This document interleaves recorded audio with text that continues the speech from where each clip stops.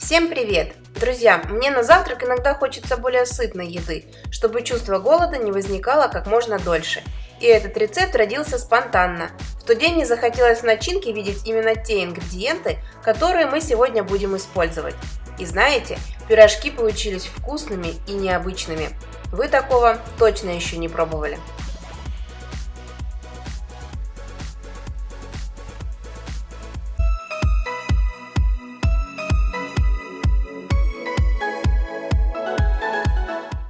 Сперва давайте сделаем тесто. С ним справится каждый, даже если будет работать с ним впервые. Итак, в миску всыпаем 550 грамм просеянной муки, добавляем 1 чайную ложку сахара, 1 чайную ложку мелкой соли и 1 чайную ложку разрыхлителя. Венчиком соединяем все сухие ингредиенты до однородности. Затем 170 грамм холодного сливочного масла разрезаем на небольшие кубики и кладем в муку.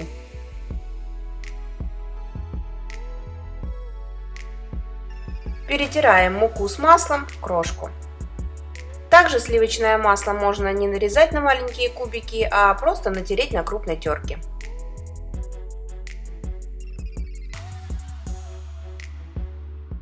Теперь вбиваем 1 яйцо, добавляем 200 грамм сметаны, у меня жирностью 15%, и замешиваем тесто. Оно быстро собирается в единый комок, не прилипает к рукам и получается мягким. Такое тесто можно использовать и для сладкой выпечки. Единственное, добавить в него нужно будет больше сахара.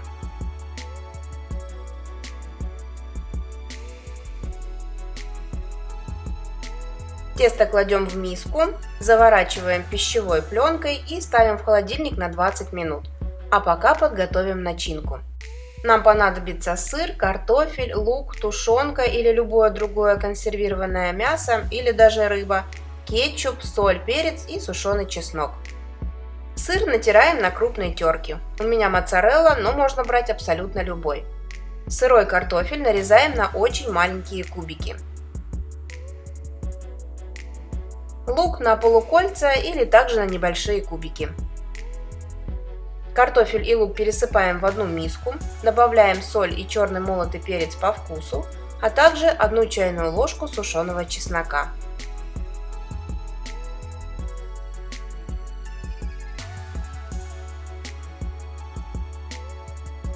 Еще вливаем 1-2 столовые ложки растительного масла и все хорошо перемешиваем.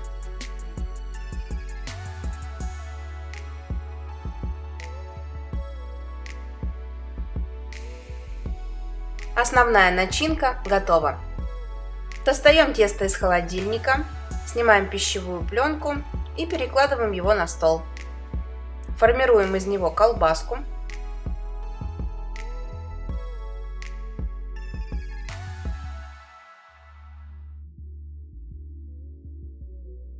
Отрезаем небольшой кусочек теста, с которым будем работать, а остальное кладем пока под пакет. Раскатываем тесто в небольшой пласт.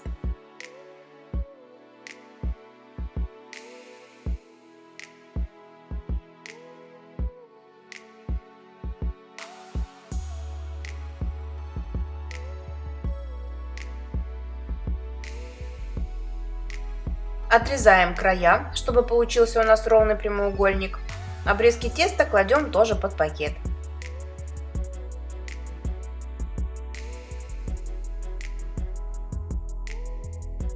На одной половинке раскатанного теста делаем надрезы.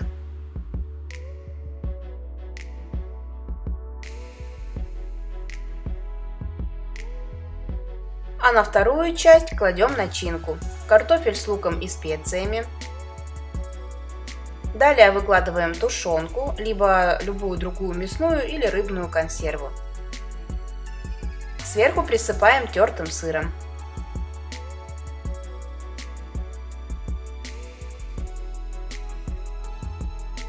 И накрываем начинку той частью теста, на которой делали надрезы. Пальчиками прижимаем края теста, они легко и прекрасно склеиваются. И у нас получается вот такой красивый пирожок с начинкой. Также можно сделать большой пирожок или рулет. Делаем надрезы на всей поверхности теста и переплетаем вот таким способом все полоски.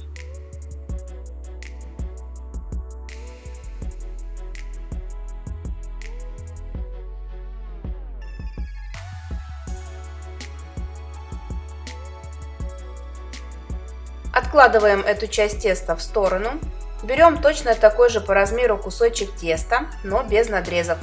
Выкладываем на него начинку, немного отступаем от краев.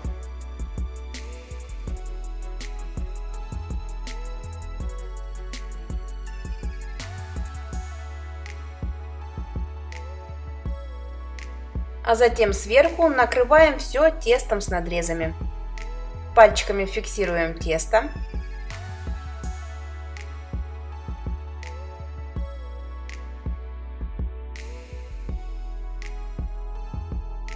И теперь вилкой склеиваем края для большей уверенности. И у нас получаются вот такие красивые пирожки. А еще пирожки можно сделать без мяса или рыбы. По вкусу они очень сильно похожи на пиццу, и моим детям понравились больше всего.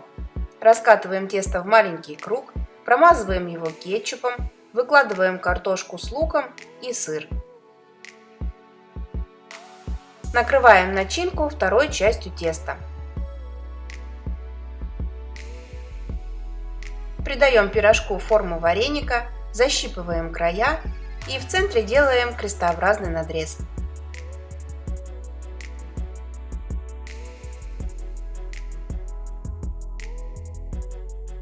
Получается как маленькая закрытая пицца. Пирожки или булочки сверху я обычно смазываю смесью желтка и молока. 1 желток и 1 столовую ложку молока смешиваем и с помощью силиконовой кисточки обмазываем наши заготовки. Противень застилаем обязательно пергаментной бумагой.